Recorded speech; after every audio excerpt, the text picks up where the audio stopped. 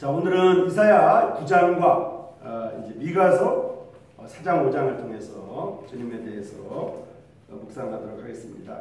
이사야 9장과 이제 미가서 4장과 5장에는 우리 주 예수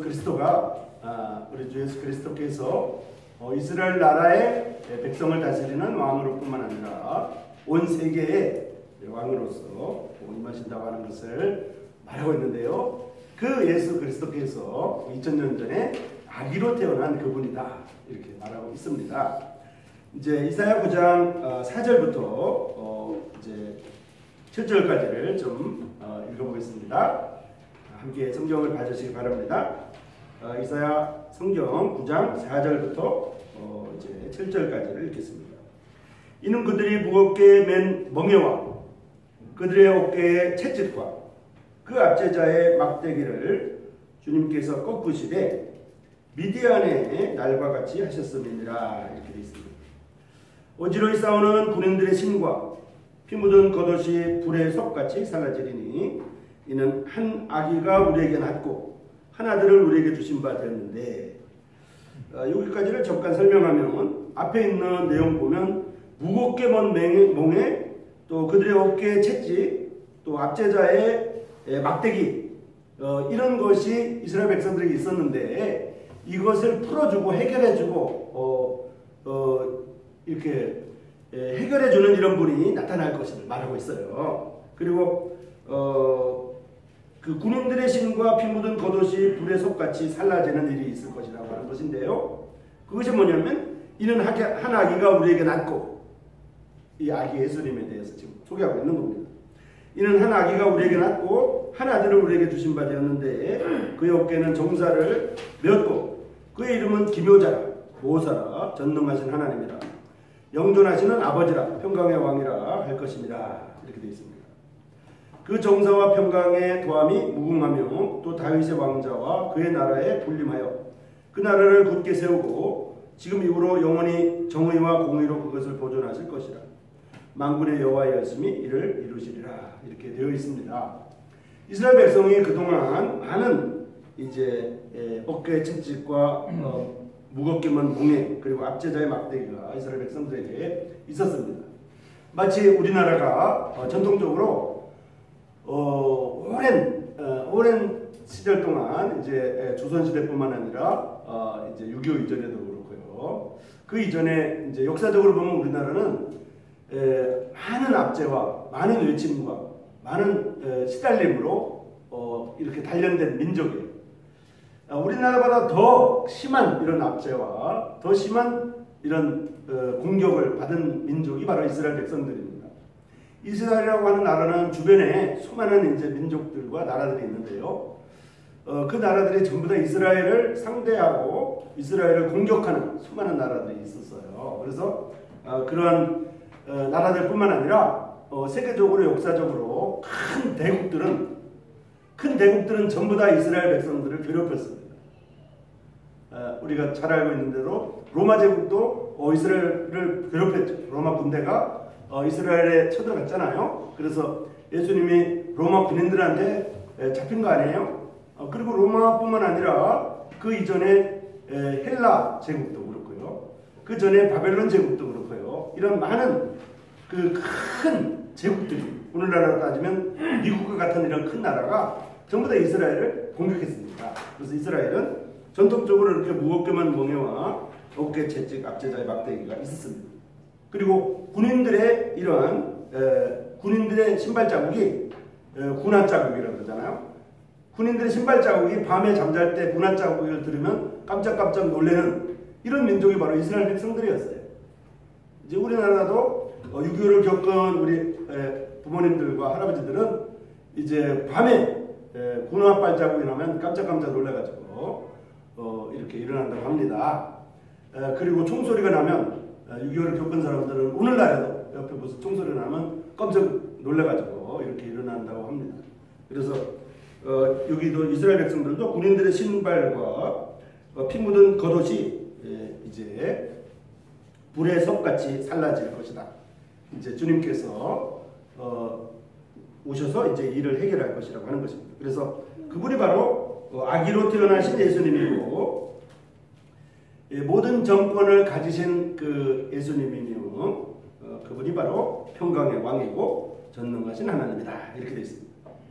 이제 앞으로 예수님께서 2000년 전에는 십자가에 못 박히셔서 이렇게 이제 수모를 당하셨지만 앞으로 그 2000년 전에 오신 분은 초림이라고 그러고 앞으로 이제 주님이 재림하시는데 재림할 때 그 천년왕국에서의 주님은 옛날에 이스라엘 백성들 이스라엘 나라가 가장 번성했던 다윗의 나라 가장 번창했던 다윗의 나라와 같은 나라가 이스라엘에 다시 이루어질 것입니다. 그리고 그런 다윗의 보좌 다윗의 왕자가 다시 나타날 것이고요. 그 왕자에는 이제 군림할 분이 있는데 그분이 바로 예수님입니다. 그래서 지금 이후로 영원히 정의와 공의로 그것을 보존하실 것이라 이렇게 말하고 있습니다. 자, 이제 미가서로 가보겠습니다. 미가서 4장과 5장을 보면요. 미가서 4장에는 이제 지금까지 제가 말씀드린 요 사건이 일어나요. 미가서 4장에는 그 여호와의 산 시온산이 나오거든요. 여호와의 산 시온산이라고 하는 것은 이제 대한민국으로 따지면 백두산과 같은 산이에요. 이스라엘은 그 성산이 있었는데 이스라엘의 성산 가장 성스러운 산이 바로 시온산입니다. 그것은 다른 말로 신의 산이라고도 해요. 그래서 이 신의 산은 하나님의 사람 모세가 하나님으로부터 율법판을 받았던 십계명을 받았던 그 산이죠. 그리고 그 신의 산은 바로 이제 아브라함이 제단에 이렇게 예배를 드렸던 그런 곳이기도 하고요. 그 신의 산 주변에 이제 예루살렘 성전이 이렇게 자리 잡았죠. 그래서 하나님의 성산 신의 산에 주님이 재림하실 것입니다. 주님이 2000년 전에도 유대 땅 베들레헴에 나타나셨지만 아기로 태어나셨지만 이제 다윗의 왕자로 오실 주님께서도 앞으로 그곳 그 신의 산에 오실 것입니다. 4장 1절부터 읽어보면요. 끝날에 이르러는 여호와의 전에 산이 산들의 꼭대기에 굳게 서며 작은 산들 위에 뛰어나고 민족들이 그리로 몰려갈 것이라. 곧 많은 이방 사람들이 가며 이르기를 오라 우리가 여호와의 산에 올라가서 야곱의 하나님의 전에 이르자. 그가 그의 도를 가지고 우리를 가르치실 것이라. 이렇게 말하고 있습니다. 이제 천년왕국이 되면 여호와의 전의 산 시온산 이스라엘 사람들이 성스러운 산으로 생각하는 그 산에 사람들이 모일 것입니다. 이스라엘 사람들이 모일 것입니다. 그리고 이스라엘 사람들만 모이는 것이 아니라 모든 민족들이 모일 것입니다. 그리고 모든 이방 나라들이 모일 것인데요. 왜냐하면 그때는 이스라엘의 모든 사람들에게 하나님의 말씀을 자세히 가르칠 뿐만 아니라 이방 나라 사람들도 전부 다 그곳에 가서 하나님의 말씀을 배우게 될 것입니다. 그래서 여호와의 산에 가서 야곱의 하나님의 전에 이르자 이렇게 말하고 있습니다. 그리고 율법이 시온에서부터 나왔고 여호와의 말씀이 예루살렘으로부터 나올 것이라 이렇게 말하고 있습니다. 2000년 전에 예수님이 십자가에 못 박히셨고 그보다 또 2000년 전에 그러니까 지금부터 한 4000년 전 정도에 지금부터 한 4000년 정도 전에 시내산이라고 하는 시나이 반도 시내산이라고 하는 곳에 하나님의 사람 모세가 그곳에서 십계명을 받은 장소거든요. 근데 그곳에서 이스라엘 백성들이 다시 지금까지 예수님을 십자가에 못 박고 지금까지 예수 그리스도를 섬기지 않았던 이런 배반했던 이스라엘 백성들이 자신의 잘못을 깨닫고 다시 그곳에 모여서 하나님의 율법을 배울 것이며 하나님의 말씀을 가르침을 받게 될 것입니다. 그때 이방 나라들도 그곳에 가서 배우게 됩니다. 3절에 보면 그가 많은 민족들 사이의 일을 심판하시며 먼 곳 강한 이방 사람들을 판결하시리니 무리가 그 칼을 쳐서 보습을 만들고 창을 쳐서 낫을 만들 것이며 이 나라와 저 나라가 다시는 칼을 들고 서로 치지 아니하며 다시는 전쟁을 연습하지 아니하고 각 사람이 자기 포도나무 아래와 자기 무화과나무 아래에 앉을 것이라. 그들을 두렵게 할 자가 없으리니 이는 만군의 여호와의 입이 이같이 말씀하셨습니다. 만민이 각각 자기의 신의 이름을 의지하여 행하되 오직 우리는 우리 하나님 여호와의 이름을 의지하여 영원히 행하리로다. 자, 예수님께서 이 천년왕국의 왕으로 오시는 다윗의 왕자에 다시 앉는 그날에 되면 다시는 전쟁이 없다고 되어 있습니다. 지금 전 세계적으로 보세요. 지금 전 세계적으로 보면 전쟁이 일어나고 있잖아요. 우크라이나, 러시아 전쟁도 일어나고 있고요. 또 북한도 지금 이제 핵무기를 갖고 있고, 미국뿐만 아니라 북한의 핵무기는 거의 뭐 세 발의 핍니다. 미국에는 어마어마하게 많은 핵무기가 있어요. 미국은요. 미국은 뭐 어마어마하게 많은 이런 핵무기를 갖고 있으면서 다른 나라에서 한 개 만드는데 못 만들게 만드는 거예요. 그래가지고 미국뿐만 아니라 러시아, 중국 이런 대국들은 다 핵무기를 통제하지 못할 정도로 많이 갖고 있습니다. 그런데 이러한 무기들이 핵무기뿐만 아니라 뭐 이렇게 탱크라든지 무슨 이렇게 포탄이라든지 이런 거 많이 있잖아요. 박격포라든지 이런 것들이 전부 다 천년왕국이 되면 전부 다 그런 쇠로, 그런 철근으로, 그런 이 금속으로 전부 다 농사짓는 낫과 보습을 만들게 되고 다시는 전쟁 연습을 하지 않게 된다. 이렇게 말하고 있습니다. 전쟁 연습을 하지 않게 된다고 하는 것은 그때 그 나라가 지금 천년왕국이 이제 평화의 나라가 된다는 얘기입니다. 여러분 생각해 보세요. 옛날에 조선시대에 세종대왕 때 우리나라가 평화를 이뤘잖아요. 세종대왕의 평화를 이루는 이유가 뭘까요? 세종대왕의 아버지인 태종이 전쟁이란 전쟁, 나쁜 짓은 다 했어요. 그냥 대적을 다 물리쳤어요. 그러고 나서 태종의 아들인 세종이 이제 이름이 이도였는데요. 이도 세종대왕이 태평생대를 이뤘어요. 왜냐하면 세종대왕 앞에 감히 누구도 반역하지 못했고 누구도 이렇게 덤비지 못했어요.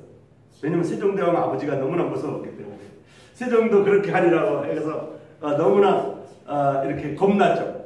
그러나 세종은 그런 사람이 아니었죠.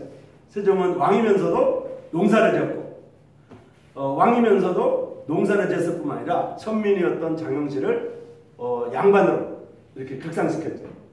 당시에는 양반들은 절대로 일하지 않았어요. 마치 남자들이 부엌에 가면 큰일 나는 것처럼 이렇게 당시에는 양반들은 절대로 일하지 않았어요. 공부만 했어요. 그리고 평민들은 절대로 공부할 수가 없었습니다. 공부하면 난리 났어요. 그런데 세종대왕이 그걸 깨버렸죠. 세종대왕이 양반의 신분, 왕의 신분임에도 불구하고 실제로 농사를 지었습니다. 그리고 천민을 이제 등용을 했죠. 이렇게 이제 바뀌었죠. 자, 그 얘기를 왜 하냐면요. 솔로몬 왕국이 태평생대를 이룬 이유는 다윗이라고 하는 왕이 전쟁이란 전쟁을 다 했기 때문에, 다윗이 너무 무서운 왕이었기 때문에 다윗의 아들이었던 솔로몬도 무섭다고 전 주변 왕국이 무서워했죠. 그러니까 솔로몬은 전쟁을 하는 왕은 아니었지만 태평성대를 이뤘어요. 자, 우리가 앞으로 임하게 될 천년왕국이라고 하는 나라는 그 앞에 7년 대환란이 있기 때문에 7년 대환란 동안 예수님께서 주님께서 모든 대적을 다 물리칠 것입니다.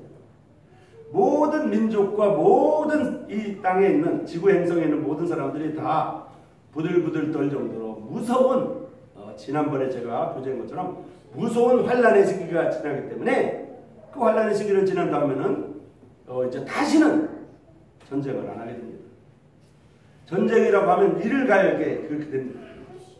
하늘에 이렇게 무슨 불이 나고 포탄이 일어나는 것에 대해서 사람들이 기겁을 하는 그런 시대가 바로 천년왕국 시대입니다. 천년왕국에는 다시는 전쟁 무기가 전부 다 없어지고 이제 농사 짓는 도구와 낫과 보습이 이렇게 나타납니다. 이렇게 해가지고 천년왕국이 되면 이제 다윗의 왕자가 되면 이렇게 나라가 바뀐다는 것입니다. 그것이 바로 이사야 9장에 나오는 것처럼 2000년 전에 한 아기로 태어났던 예수님, 그리고 십자가에 못 박히셔서 피 흘리셨던 그 예수님, 그 예수님이 앞으로 이런 왕국을 이룬다고 하는 것입니다. 전에는 마음이 상하였고 몸이 상하였고 전에는 이렇게 괴로움을 당하셨지만 앞으로 오실 주님은 이제 정사를 메웠고 어깨에 정사를 메웠고 평강의 왕으로서 이제 다시는 전쟁 안 하는 이러한 이 천년왕국의 보좌를 갖게 될 것입니다. 자, 미가서 5장을 보겠습니다. 미가서 5장 2절부터 4절까지입니다. 베들레헴 에브라다야, 너는 유다 족속 중에 작을지라도 이스라엘을 다스릴 자가 내게로 나올 것이라. 그의 근본은 상고의 영원에 있느니라. 그러므로 여인이 해산하기까지 그들을 붙여 주시겠고. 자, 여기까지 보면요, 베들레헴 에브라다야. 베들레헴 에브라다가 뭐죠? 유대 땅의 베들레헴, 예수님이 탄생하신 곳. 베들레헴이란 말은 떡집이란 말입니다. 예수님이 자신을 나는 하늘로 내려온 산떡이라고 말했죠. 그 베들레헴이란 말이 떡집이란 뜻이에요. 하나님의 떡집. 그것이 베들레헴이었거든요. 그래서 이 베들레헴 에브라다, 너는 유다 족속 중에 작을지라도 이스라엘을 다스리는 자, 그 예수님이 내게로 나올 것이다. 그의 근본은 상고의 영혼에 있는.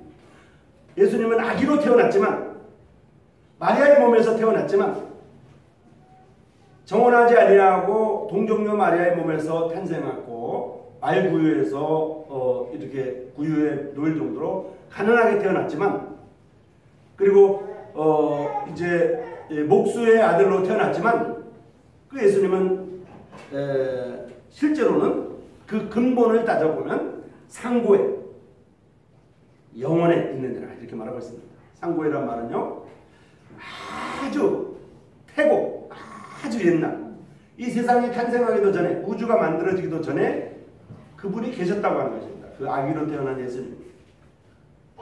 그리고 영혼에, 시간적으로 따져보면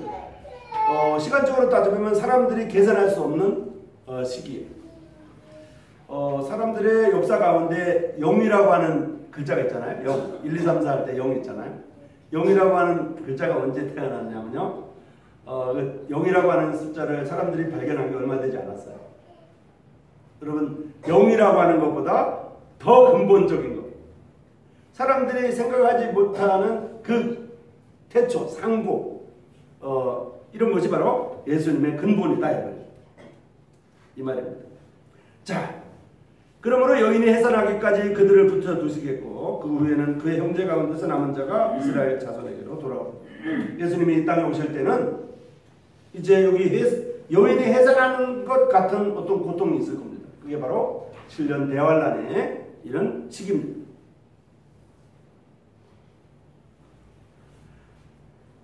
7년 대환란의 시기인데요, 이때는 이제 사람들이 예수님에 대해서 거절하게 될 것입니다. 왕의 거절과 주님의 재림을 말하고 있는데요, 예수님이 이제 천년왕국의 왕자로, 다윗의 왕자로 이렇게 오실 때 사람들이 그냥 맞이하는 게 아니에요. 7년 대환란이라는 이런 기간을 지나면서 사람들이 거절합니다. 그리고 예수님을 죽이려고 합니다. 그리고 온 세계가 2억 명의 군대가 이제 전부 다 예루살렘으로 침공하게 됩니다. 이제 아마겟돈 전쟁이라고 하는데요, 어쨌든 미가서 5장 2절과 4절은 구원을 가져올 인물에 대해서 소개하고 있고요. 이 구원을 가져올 인물인 예수 그리스도가 왕으로서 거절되고, 그럼에도 불구하고 재림하면서 영광스러운 시대가 도래할 것을 말하고 있는 것입니다. 4절을 보면요, 그가 여호와의 능력과 그의 하나님의 여호와의 이름의 위엄을 의지하고 서서 목축하니 그들이 거주할 것이라. 이제 그가 창대하여 땅끝까지 미치리라. 창대하여 땅끝까지 미치리라 이렇게 됐습니다. 창대란 말을 이제 사람들이 좋아하니까 이름을 뭐 김창대 이렇게 짓는데요. 혹시 있나요? 창대라 짓는데요. 이 창대란 말은 엄청나게 크게 번창한다는 뜻이에요. 성대하게 번창한다는 뜻이거든요. 그래서 주님이 서서 목축한다고 하는 말은, 목축하는데 서서 목축하는 사람이 어디 있어요? 허리를 굽히고 뛰어다니면서 똥을 치고 거기다가 짚을 깔고 왔다 갔다 하잖아요. 근데 주님은 서서 목축할 것입니다. 말씀으로 하실 것입니다. 말씀으로.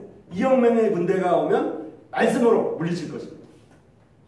어떤 상황인지 상상이 안 되지만 빛이 있으라 말하니까 이 세상에 빛이 탄생했던 그 동일한 위험의 말씀으로 주님이 이영명의 군대가 시온산으로 쳐들어왔을 때 북방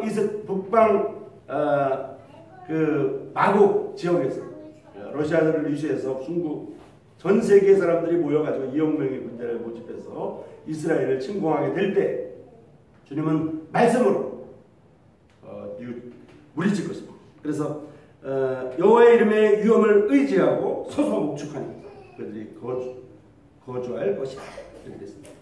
이제 그가 창대하여 땅끝까지 미칠 주님의 이름이 땅끝까지 미칠 것입니다. 이 땅끝까지 미치리라고 하는 말씀은 설명하려면 좀 긴데요. 앞으로는 그 이제 이스라엘 나라가 이제 그 노아 대홍수 이전의 환경이 되기 때문에 땅끝까지 주님의 영향력이 미치게 됩니다. 실제로. 자, 이제 마태복음 2장을 보겠습니다. 마태복음 2장은 요 지금 미가서 4장과 5장의 말씀이 바로 예수 그리스도라고 마태복음 2장 5절과 6절에서 결론 짓고 있습니다. 마태복음 2장 5절과 6절을 보겠습니다. 이르되 유대 베들레헴이 오니 이는 선지자로 이렇게 기록된 바 또 유대 땅 베들레헴아 너는 유대 고을 중에서 가장 작지 아니하도다. 내게서 한 다스리는 자가 나와서 내 백성 이스라엘의 목자가 되리라 하였음이라. 이렇게 돼 있잖아요. 고을 중에서 가장 작지 아니하도다. 내게서 한 다스리는 자가 나와서 내 백성 이스라엘의 목자가 되리라 하였음입니다. 이곳이 바로 예수님의 아기 탄생을 마태가 설명하면서 미가서 5장 말씀을 인용한 거예요. 이사야 9장에 있었던 한 아기가 낳고 그 한 아기가 바로 이 예수님, 아기 예수님이라고 하는 것입니다. 마태복음 2장 5절 6절은 유대인의 왕으로 나타난 예수님께서 미가서 5장에 성취인 것을 확증하고 있는 것입니다. 자, 누가복음 24장을 보겠습니다. 누가복음 제일 마지막 장 24장을 보겠습니다. 누가복음 24장을 보면 이제 우리 주님에 대해서 좀 소상하게 소개를 해드리려고 합니다. 누가복음 24장 18절입니다. 누가복음 24장 18절은 예수님께서 십자가에 못 박히셨어요. 12제자가 따르던 예수님, 그리고 5,000명, 4,000명을 먹이시던 예수님, 그리고 죽은 나사로를 살렸던 예수님, 그리고 물고기 2마리와 보리떡 5개로 5,000명을 먹였던, 또 바다 물 위를 맨발로 걸으셨던, 바다 위를 빠지지 않고 걸으셨던 그 예수님, 50km 밖에 있는 사람을 말씀으로 말 한마디로 살렸던 예수님, 그 예수님이 십자가에서 맥없이 죽으신 거예요. 많은 이스라엘 백성들이, 특별히 12제자가 그렇게 따랐던 예수님이, 그렇게 자랑스럽던, 그렇게 놀랍던 예수님이 갑자기 군인들이 와서 공격하니까 가만히 십자가에 못 박혀 죽으신 거예요. 사람들이 전부 다 실망했어요. 12제자는 더 실망했어요. 12제자 실망 안 할 것 같죠? 12제자가 가장 실망했을 거예요. 그래서 12제자 한 명도 남기지 않고 제자들이 전부 다 흩어졌어요. 그런 제자들 중에 2사람이 지금 이게 엠마오로 가고 있는 것입니다. 엠마오로 가면서 뭐라고 그러냐면, 우리가 믿던 그 예수님이 오늘 왜 그렇게 죽었어? 우리 어떡하지 이제? 뭐 이런 얘기를 했겠죠. 이 사람들 표정이 아주 맥이 빠졌을 거예요. 아주 실망해가지고 엠마오로 가는 그 2 제자의 어깨가 축 늘어졌을 것입니다. 그리고 아마 웃음소리가 하나도 없었을 거예요. 왜냐면 그동안 계속 섬겼던 우리 선생님이 십자가에 못 박아가지고 그냥 벌떡 일어나는 것이 아니라 그 군병들을 말씀 한마디로 이렇게 전부 다 죽여버린 것이 아니라 군병들에게 매도 맞고 채찍도 맞고 그리고 사람들이 놀려도 가만히 있고 쉽게 말하면 이렇게 바보와 같이 어리석게도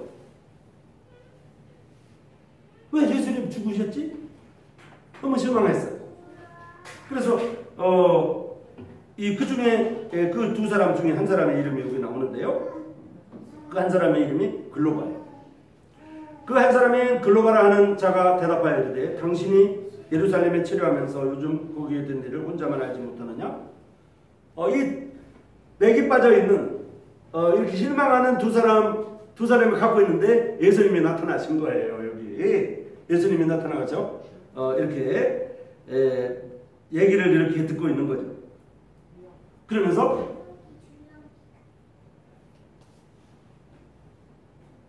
15절에 보면 그들이 서로 이야기하며 문의할 때 예수께서 가까이 이르러 그들과 동행하시나 그들의 눈이 가려워져서 그인 줄 알아보지 못하고 이렇게 돼 있잖아요.